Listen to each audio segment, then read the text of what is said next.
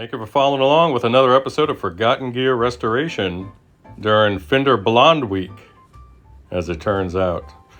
Today we're going to be tackling a 1964 Blonde era Bandmaster that needs a whole lot of love.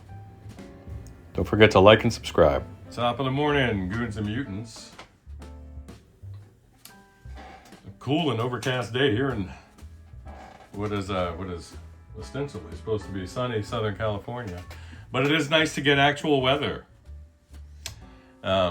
Jeff, nice to meet you. Thank you for meeting me out there to deliver this Bandmaster for some service and tender love and care, and that's what she's gonna get.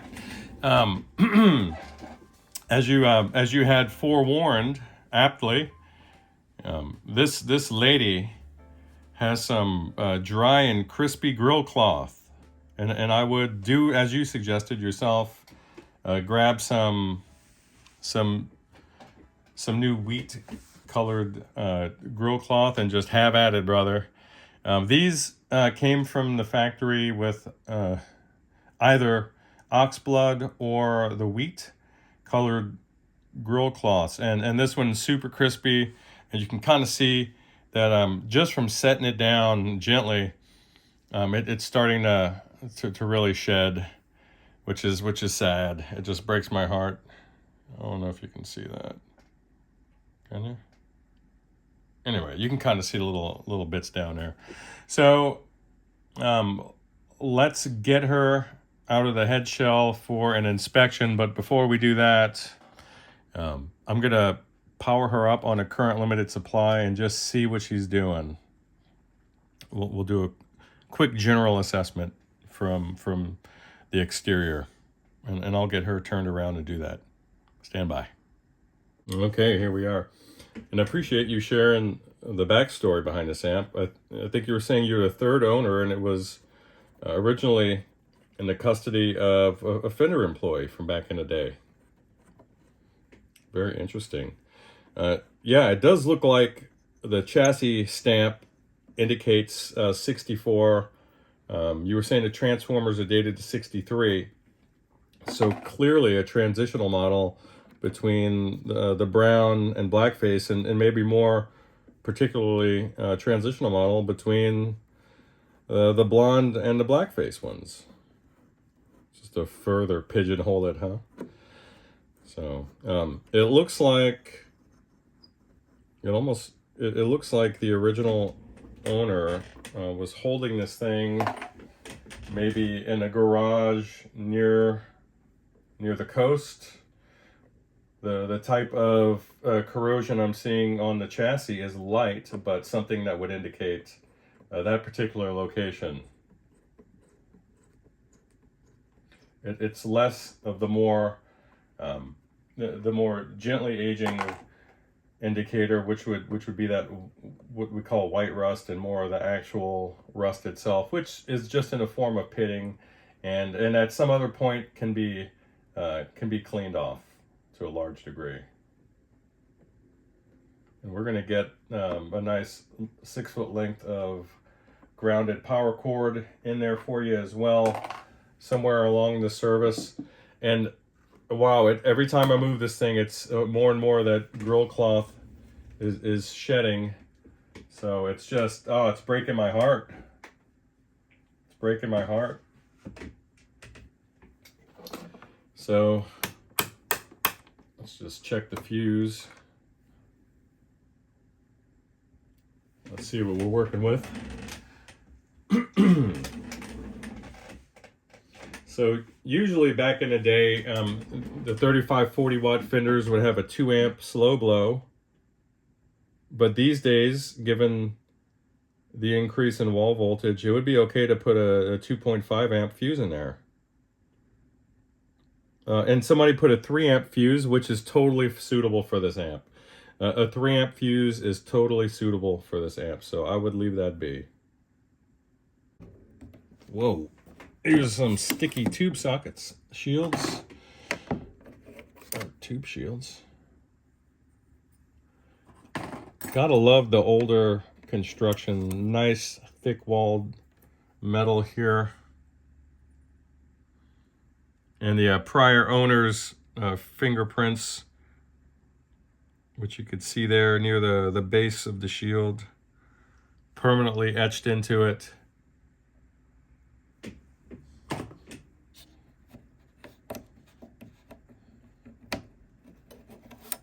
Here we go.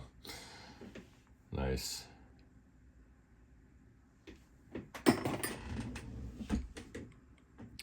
Yeah, so it looks like you have an original GE, an unbranded tube in V2, 2 groove tubes in V3 and 4, and then some pretty worn out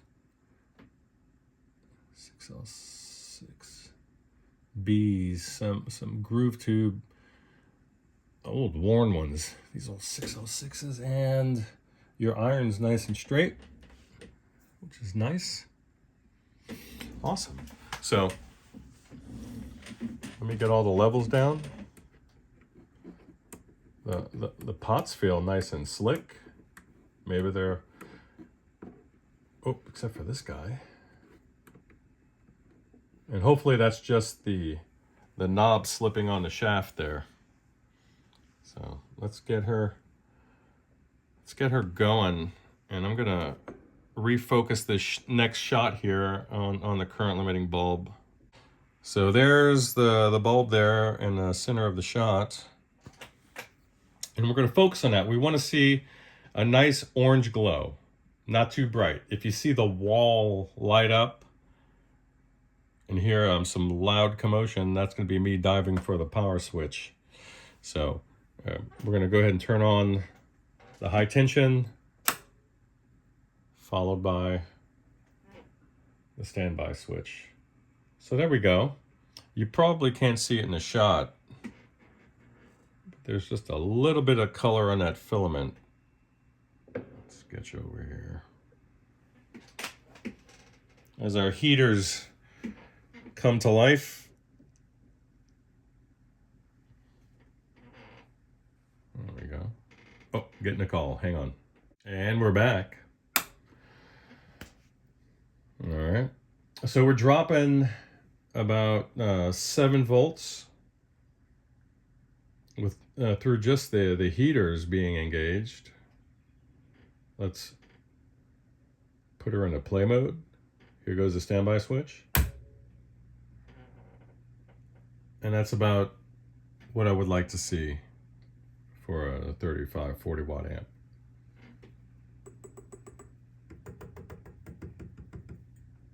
There's some very obvious hum in the background. I'll get a frequency analyzer shot up in a few minutes. Let's remove her from the current limited supply. I'll just go ahead and change the shot right here.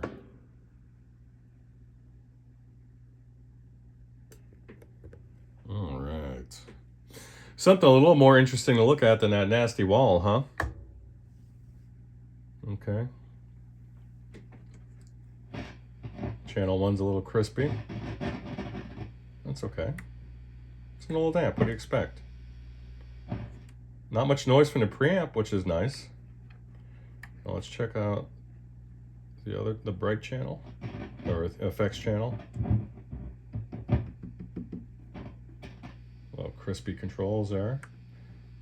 And the tone controls are responsive. All right. Let's get this old girl out.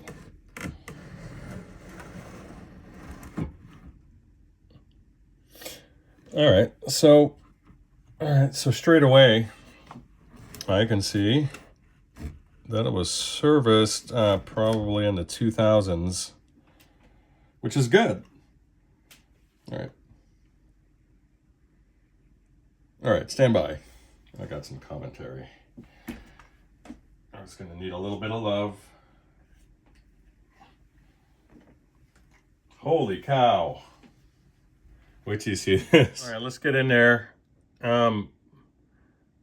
Yep, AA763, January of 64 is what NA would stand for. I gotta go back and look, but I think that's January of 64. It's a low production run number also. Wow.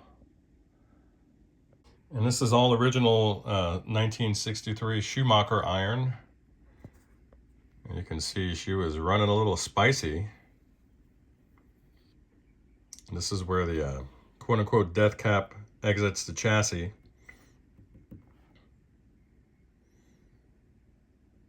So we'll take a peek under that doghouse. I did notice that,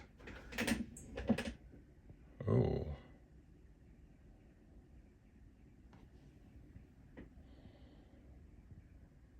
this doesn't look like the typical Fender service stamp location or the particular stamp they would use, but I'll dig into that in a little bit.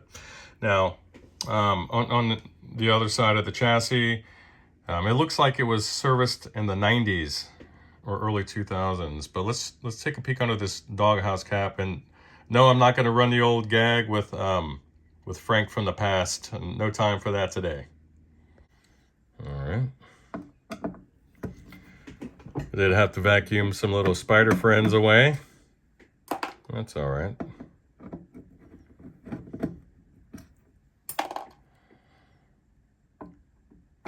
Gotta love nature. And I respect opportunistic things in general.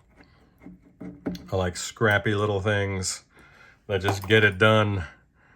So my respect, vintage spider family. All right. Let's take a look. It's sticky. Oh, wow. Holy cow. Look at that. Look at that. It hit complete. Wow. That's unbelievable. So yeah, it's going to need a full cap job.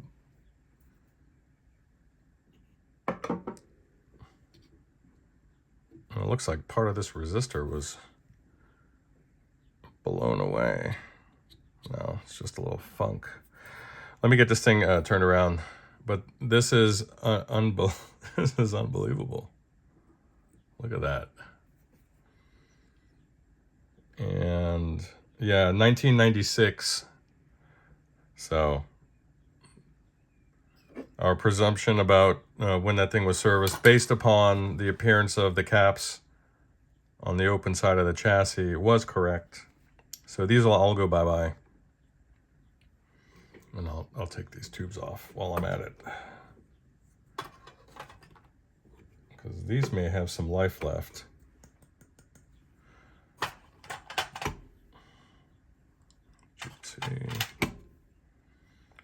GT, let's see what you are, little guy. It's not that you're unbranded, it's just that I can't read you.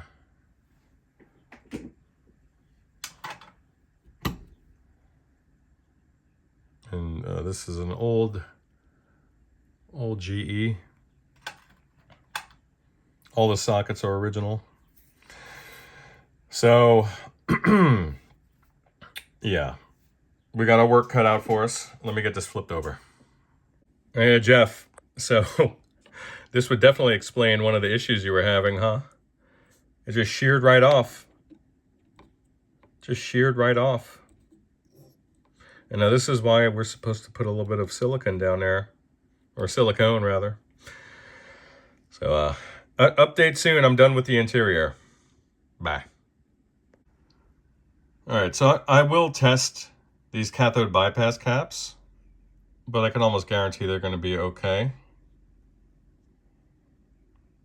I will be changing those screen grids, and I'll be rebuilding this bias board for certain. And we have a very clean chassis interior, so very nice. She's gonna look beautiful after.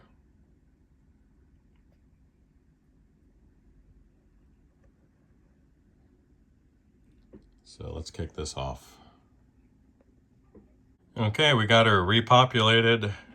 A little dab of silicone below each one of the caps. These are dead on. It's unbelievable. Got to clean up some of the flux there and make her look a little prettier, but making progress. All right, what a week. It's Monday, and it's only Monday. You know how they say things come in pairs, and it's never been more true than in the amp tech realm, where well, there's a season for everything. I just got a call from a gentleman who who has 2 blonde Fenders that he's bringing over right now. And Jeff, I've got yours here that I picked up this morning. Then I had that Tremolux. Then I had a Bassman a little while back. What is going on? I'm pretty much done with the service. Let me ground this guy, and then I'll show you the trim, which is non-functional. I'm hoping it's not the roach, because I don't have any on hand, or do I? Or do I? I don't believe I do. It's not even lighting up in there, so I doubt there's just an open. Let's see, and that little that noise there is just my phone. It's not on airplane mode. I'm looking through my parts bin right now, thinking I should have been a little more granular with the labeling of things. I just haven't had time. Well, that's okay. That's it for that one. And then I have 3 more over here that I could technically go through, but I'm not seeing any of that stuff. Let me just give you a demonstration really quick, because I have to go pick up those 2 blondes. So I'm gonna ground the vibrato jack here, which should kick it off. And it's just not, like, there's nothing.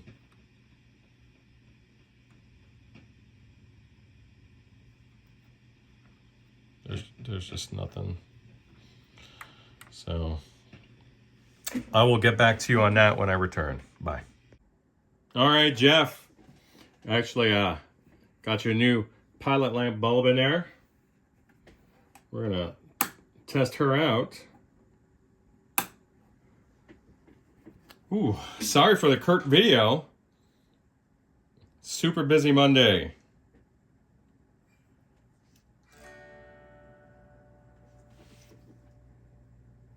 Okay.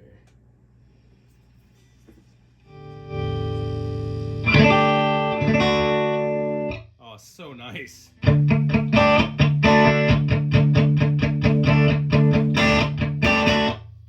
Just a perfect breakup. Oh man, bridge humbucker.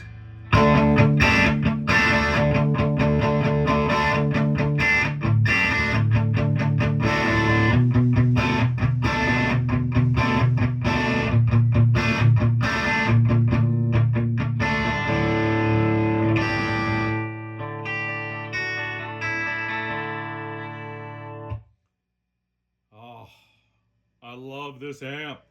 That's on 5. Let's crank her up to 8 and see what kind of drive we can get out of this normal channel.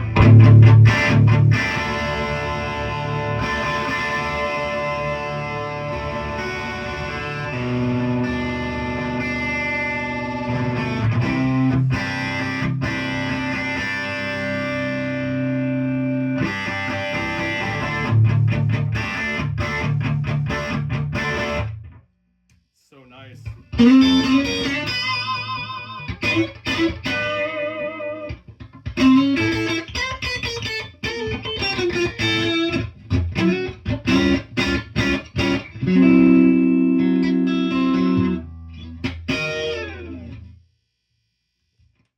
Gorgeous. That's the normal channel. Let's check out the vibrato channel. Oh my God. It's so sad that the grill cloth is just shedding. Just if I look at it, it's just falling apart.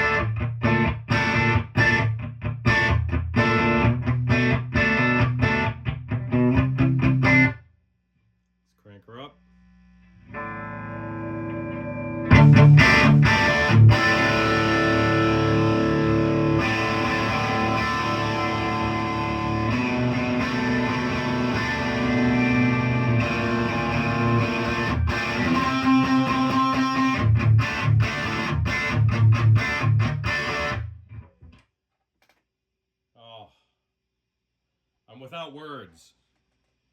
This is a beautiful amp. Oh my God. Is this the one?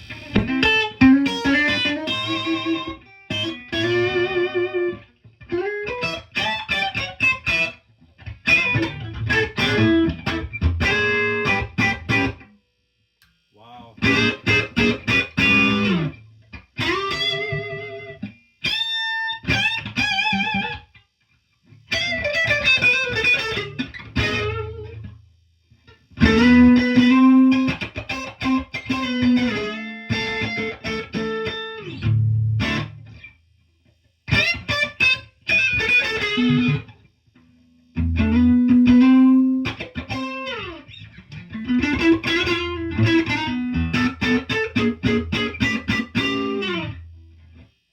Beautiful.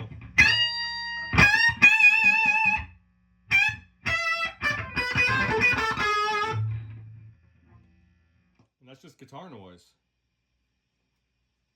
Beautiful amp you got here, buddy. Jealous. Appreciate your business and letting me work on this old 64 Bandmaster. And I would certainly encourage you to finish your project with it, with respect to that grill cloth. And though it's outside the scope of this particular service for you, if you ever change your mind on me getting that vibrato up and running, let me know. Bye. All right, here she is through the JBL 15. Oh my gosh, it's so loud.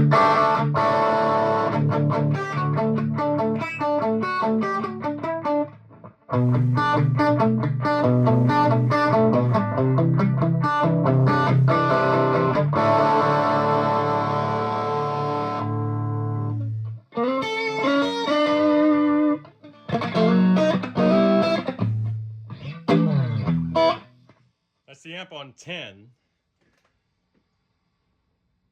I'll take her down to 4.